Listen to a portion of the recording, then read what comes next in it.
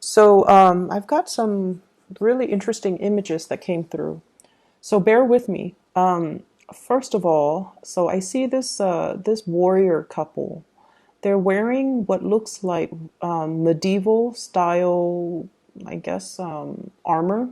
So one is a woman, the other one is a man. So I don't know if they're romantically involved, but they're kind of standing next to each other. The man, he has like a broadsword, one of those big swords that you have to hold with two hands. And the woman, she's got a smaller sword, and the other hand has like a shield. And they're surrounded by people that wants to, I guess, kill them. And then, there are two of them. Their backs are to each other. They're like trying to protect each other, but also fight off the people that have encircled them. So I see like 8 or 9 people circling around them. And so it flashes to this tunnel of light. So I guess like they must have perished. And then I see the same two people, the man and the woman, but the woman is wearing in modern day clothes. She's wearing what looks like a business suit, and she looks like she could be a secretary or a paralegal. There's a lot of documents and files on her desk. And then she's sitting down at her desk, and the man is standing up, and he's wearing a suit.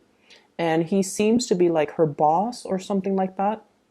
And he's telling her, he's giving her details about a very, very important case, and then she's taking notes. So right away when I saw this, I almost feel like many of you might be in a relationship where it's a reincarnational, where there might have been, a shared past life situation. And what I feel is there is residual energies from those past lives that are carried over to this lifetime. And the first thing that I felt was this very intense, life or death type of a situation, where if you were in that past life where you were, fighting with each other against your enemies or whatever, there's an element here about, having a tremendous amount of trust that the other person has your back, having a tremendous amount of trust that the other person is not going to, stab you in the back and leave you for dead and save their own skin. So I feel like some of you are in that type of a relationship where there is an immense, immense, immense amount of trust that you have with one another. And going to the other image where it's almost like a boss subordinate type of a relationship, there might be a little bit of a power dynamics or power struggles in the relationship where one person feels like they make the executive decisions and then the other person has to obey, or one person feels like they're in more of a subordinate role and they have to cater to the other person. So that's what I'm feeling here. And I feel like those energies are carried over into your present relationship. Okay, so for those who are in a relationship and that resonates with you, what I feel is, on the one hand, when we are reunited with a soul, especially somebody that we shared a past life, love relationship with, it can feel very magical. It can feel like, you talk to this person for 5 minutes and you feel like you've known them a lifetime. It can stir up a lot of passion and a lot of just indescribable magnetism. It's almost like you're drawn into each other's orbits. Okay. There might have been a lot of synchronicities, a lot of, I feel like chance encounter where you kind of run into each other, unexpectedly. There's a lot of that. And I feel like it is stemming from some type of a past life connection. I'm also seeing as well you both really inspire each other because this past life energy is all about growth and expansion, and it's almost like there's so much trust involved in the relationship where no matter what, you want the other person to do well. You want the other person to be happy. You want the other person to thrive, and you want the other person to survive, okay? To do well, to excel professionally. You're not threatened by the other person outgrowing you, and vice versa. They're not threatened about you outgrowing them. Two people just really want what's best for one another. And whenever I see this sense of responsibility too, and it's coming up in this card. We have here the Two of Swords, agreeing to disagree. Okay, this is like kind of like that stalemate. It's almost like that truce. Okay, we're not going to, aggravate each other. We're not going to continue to, argue over this. We can agree to disagree. So I feel that there's a sense of, that yin yang energy, that male female, I guess like opposite, where the two of you are very, very different from each other, but together you know how to harmonize the energies, you know how to make things work. And despite your differences, there is a great degree of trust here. The reason I brought that up is because those images came out really strongly. And I feel for some of you, even if it's not a love, work, relationship partner, I feel like you're having some type of a chance encounter with somebody that you've known before in a previous lifetime, where you really needed to depend on each other in order to survive. And no matter what, there was so much trust and faith and like that sense of personal responsibility to one another. So it's like a very beautiful type of an energy. But at the same time, past life energies can keep us very stuck, okay? Ways of doing, patterns of behaving, all of those things can be a little bit restrictive. That's what I'm sensing. So breaking away from that, and a lot of people do past life regression so that they know what challenges they face in their past life and how that has really affected them in this lifetime, or how that has created very it's almost like unexplained phobias or unexplained fears or cycles of behaving, so that they can break those cycles. So I feel like this past life snippet that I'm seeing is hopefully allowing some of you to kind of leave it in the past and try to move forward, okay? And what's coming out very strongly for me is it's almost like, if you are in that lifetime where you're fighting off like 8 other people, you're not in that survival mode, fight or flight mode anymore. And so you have to kind of be strategic about using the resources that are around you in order to make the situation a little bit more harmonious. Okay? So that's what I'm getting. What's coming in for you, especially for, this month? I have here the Princess of Wands, and this is in the traditional Rider-Waite deck. This is more like the Page of Wands. New passion, new energies, new drive and ambition, wanting to soar for the sun, wanting to show yourself as somebody who's capable and competent and, able to get work done. So I see you coming into this month very enthusiastic to get a lot of work done, to kind of show yourself, show your skills, and to, feel it's almost like embracing things, embracing new opportunities, not shying away from a challenge, wanting to take on even more responsibility so that you can learn, so that you can grow, so that you can expand. So I feel like you're coming in very, very confident. For many of you, you're looking for work opportunities mainly because you feel like your skills might not be properly utilized in one environment. So you're seeking more work, you're seeking more responsibilities, or even more duties to kind of showcase your talents. For others of you, you might take on a second job, or you might look elsewhere, mainly because I do feel there is an element here about lacking in financial resources. Okay, so you might have, overspent, you might have overindulged, and this month you're finding yourself a little bit in the red, and you're just like, okay, where can I, cut corners when it comes to my expenses, or where can I make more money so that I am able to make more? So I feel like you're very, very motivated to go to work, if anything, to increase your financial earnings. Okay. I see many of you going through your bank accounts, going through your ledgers, itemizing everything, and then trying to figure out where you can skimp, where you can save up, where you can, cut corners when it comes to your expenses. So a little bit of fears when it comes to your finances, when it comes to moving money around from the savings account to the checking account and things like that. I see a lot of that coming in for this month, and I see you itemizing to figure out, if, for example, if you're contemplating a move, how much is that going to cost? How much is it going to cost for a new house, a new apartment, and especially to renovate or even to arrange, I'm seeing, and also like buy new furniture. So I feel like you're itemizing everything, you're putting things up for sale, you're cleaning and decluttering your environment.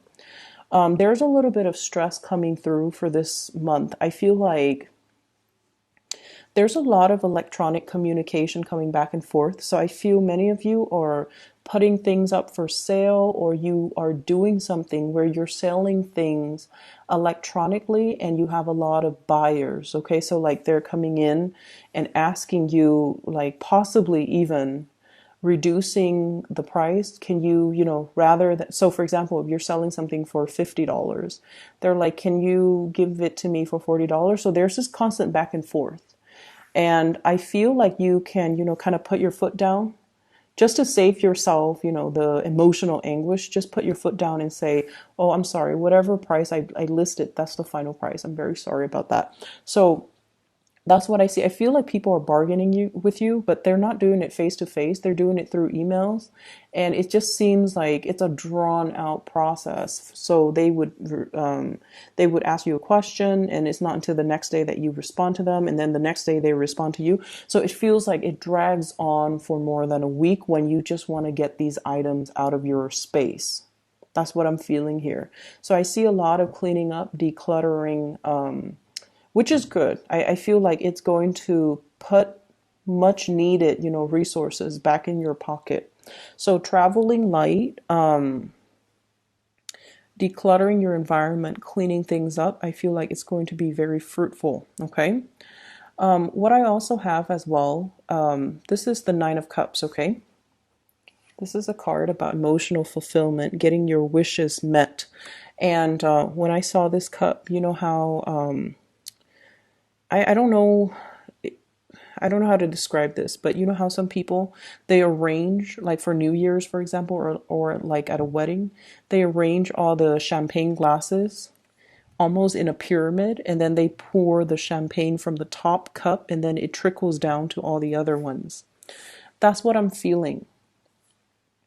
And Aquarius, one of the habits that you have is in order for you to feel completely happy, you feel like everything has to be perfect. Everything, like it's almost like I can only be happy if all of my ducks are in a row. I can only be happy if all the areas of my life are perfectly balanced. Okay. So work has to be perfect. I have to love my job. My relationship has to be perfect. On top of the work being perfect, I have to be with my soulmate. And then on top of work and my love life being perfect, I have to have like, groups of friends or, group associations that are really emotionally fulfilling. And then on top of that, family situation has to be perfect. So everything in your life you feel like has to be at its best in order for you to say, I'm happy. And I feel like there's a little bit of a fallacy when we look at things in that way. It makes us too perfectionistic.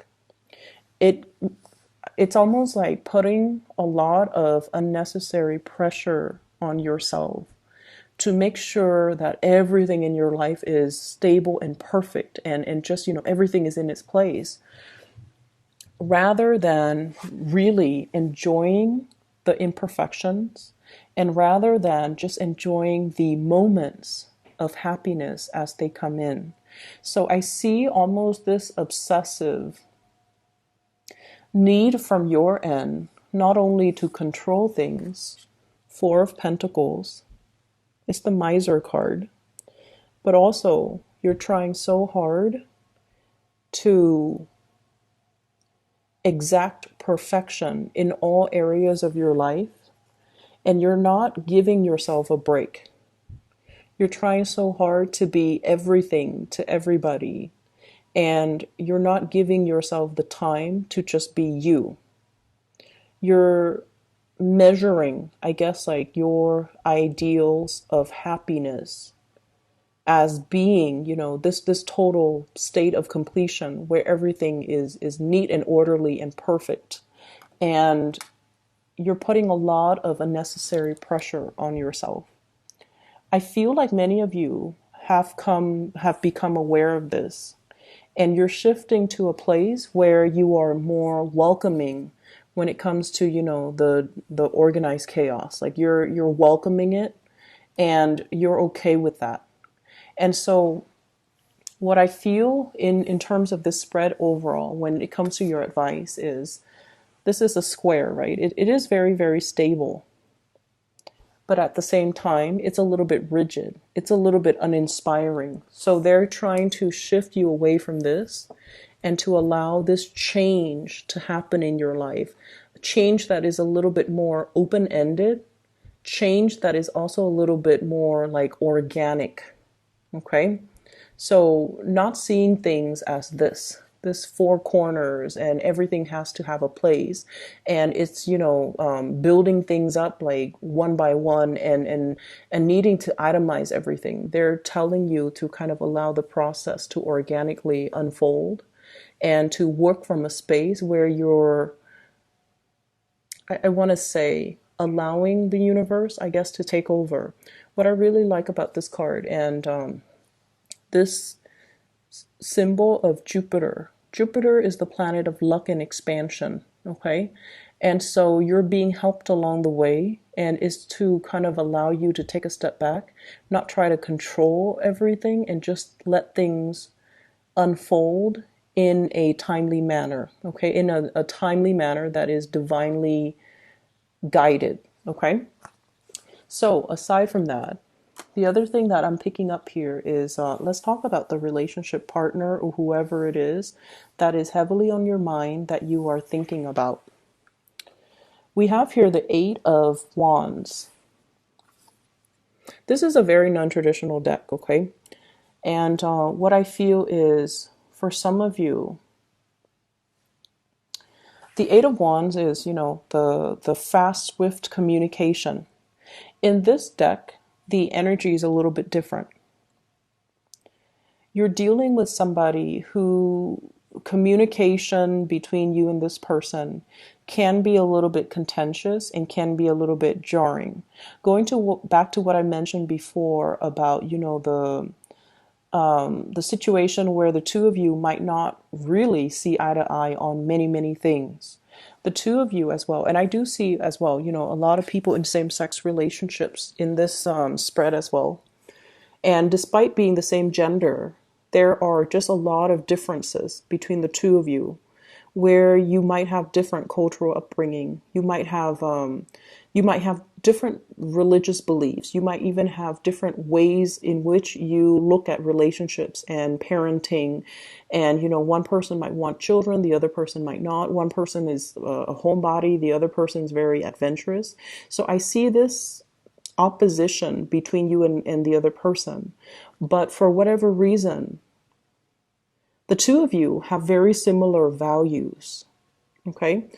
And that's what's weird about it, because let's say a value of yours, Aquarius, is, let's just say, for many of you at least, okay, it's almost like doing things to the best of your capabilities, okay? The person that you're dealing with, they have the same values as well. And because of that, on a values basis, things work out well, despite all the differences. Okay, and then let's just say another value of yours is, working really, really hard. Okay, so for example, if your boss gives you an assignment and they're like, I need this by the end of the day, even if you have to, stay very, very late in order to get it done, once you tell somebody you're going to get it done by the end of the day, you're going to get it done. So even if you have to stay behind, you still will do it. And even if you can, finish it by like 5 p.m., close of business day. But if the quality is lacking, you don't mind staying behind to perfect it and to make it the best that it can be before you submit it. And I feel like your partner has the same type of mentality. And when two people have the same types of values, it basically means that despite all the differences, despite all the ideological, clashes, despite the religious differences, despite the cultural differences, things can still work because you have the same values. And that's what I'm seeing here. I see for some of you, your happiness, and this is something you're very afraid of.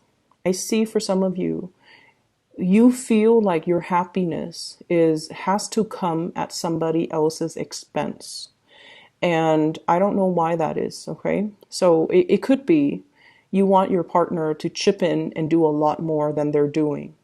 But at the same time, you feel guilty about asking. It's almost like some of you are, once again, running yourself ragged, trying to be so perfect, trying to keep the house afloat, trying to keep your professional life moving, and trying to, keep the kids clean and fed and clothed and, put to bed.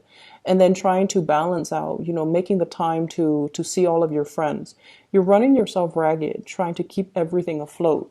And you want your partner to chip in, but you also understand that your partner as well, because of this values, your partners are also like you. They're trying to get things sorted out and moving along in their life. And you feel like, I really need you to step in and help me. But is it selfish for me to ask this of my partner? Of course, it's not selfish for you to ask, but you feel that way. And so your happiness does not have to come at anybody's expense. I feel like that is a mentality or a false paradigm that you're taking on because you're so self-sufficient most of the time that you feel it shows weakness or it shows a lack of being able to be on top of things when you have to ask somebody for help. Okay, and I feel like it is within your right and it is something that you deserve. You have to be able to be open and honest with your partner. So it's okay to ask for help. And then this image about your happiness is coming at somebody else's expense. So I have here 9 of Swords and then 9 of Cups, trading one for the other. Some of you might be in a relationship with somebody who is already in another relationship. And if they were to leave that person in order to be with you, because like I said, there's some type of a past life energy here.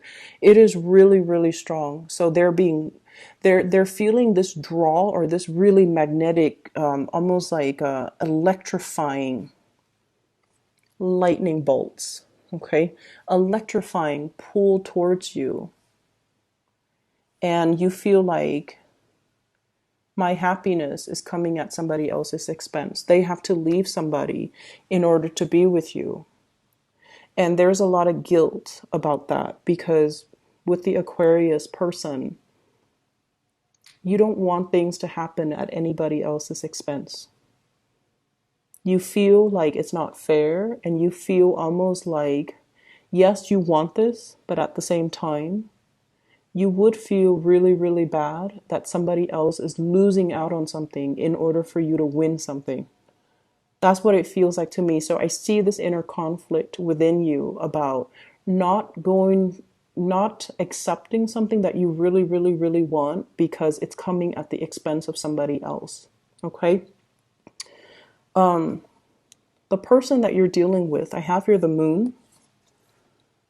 A really strong, almost like telepathic, mutual understanding between two people where emotionally you're definitely on the same page.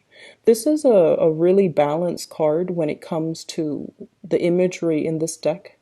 It's almost like long distance, and despite the distance, the two of you are still very, very much spiritually connected. Okay, and once again, this is a very, very strong past life type of a connection that I'm seeing here, where there's a big sense of responsibility, not wanting to hurt one another, not wanting, it's like a mutual understanding where we have each other. And then I also feel like the communication might oftentimes be a little bit kinetic.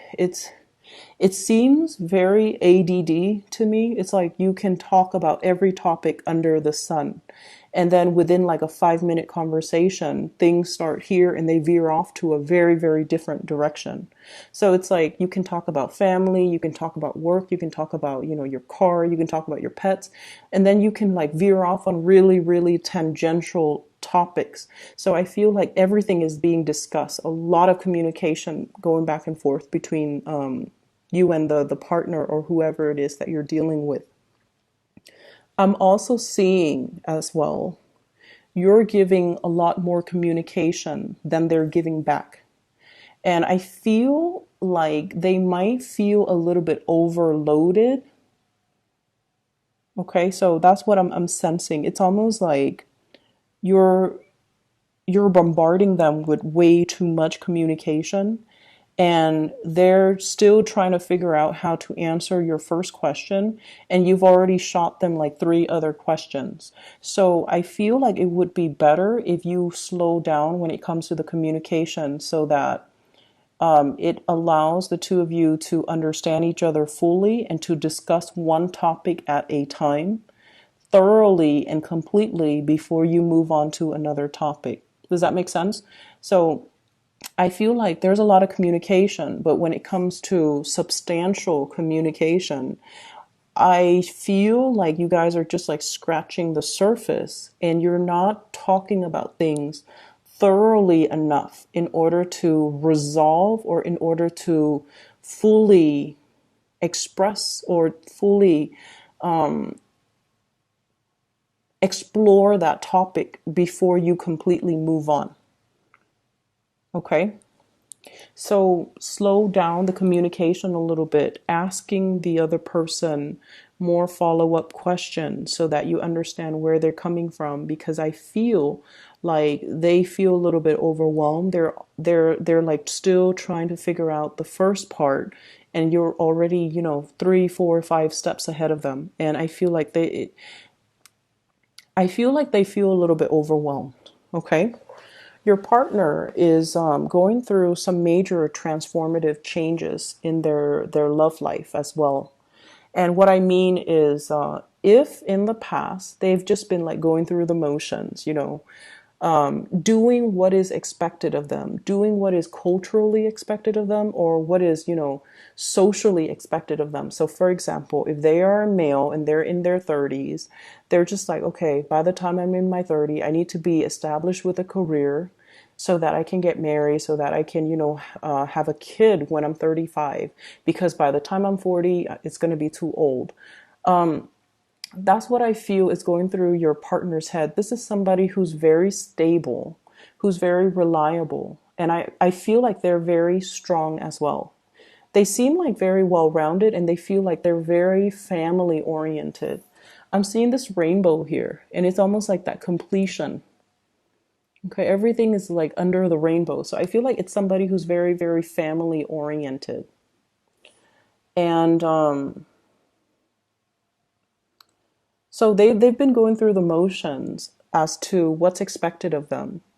And I feel like it's not until the past 2 years where they kind of stopped themselves and to look at, am I doing this because it's making me happy, or am I doing this because it's expected of me? So I feel like they're going through some major transformations when it comes to being able to clearly identify what brings them emotional happiness versus what brings them stability, or versus what they're doing that is, appeasing everybody, but that's not really making them happy. I also feel as well, they're starting to understand you a little bit more. So this could be, your significant other, your spouse, or even the person that you are interacting with. They're starting to understand you a lot more. They're starting to understand your way of thinking. They're starting to understand that when they're dealing with you, what they see is pretty much what they got. Because I feel with this moon, where they have been very confused about you in the past, because they kept reading between the lines. They didn't take you at face value. And so now it's like they stop reading between the lines. They just take everything that you say at face value. And I feel like they're starting to get it. They're starting to have like a much better understanding of you. And they're starting to feel as if, I don't have to fear this person. So if in the past their guard has been up about you, if they've been blocking you or guarding, like, putting up their walls or just doing whatever it is that to kind of defend themselves against you for whatever reason. Maybe they're overwhelmed, or maybe they're afraid of the connection as well. Maybe they're afraid of the responsibilities in the relationship. They're putting their guard down. They're starting to understand you. They're starting to think like you, and they're starting to also I feel like, you're bringing in awareness, or you're bringing a lot of ideas or ways of doing that they are welcoming. So I see them kind of absorbing your energy a little bit, which I feel is really good, because once they start doing that, Aquarius people are really hard to understand, but I feel like you have a partner or somebody here that is starting to really understand you, and they're kind of absorbing your energy, and that will allow them to understand you a lot more. Okay? So that's what I'm feeling here. There's going to be a lot of communication. There are a lot of changes that are happening in their lives. And then I also feel like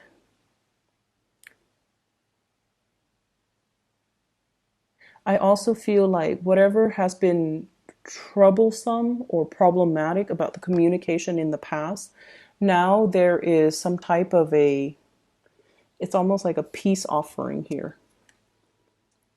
A peace offering, okay? A stalemate. We don't have to fight. We can agree to disagree.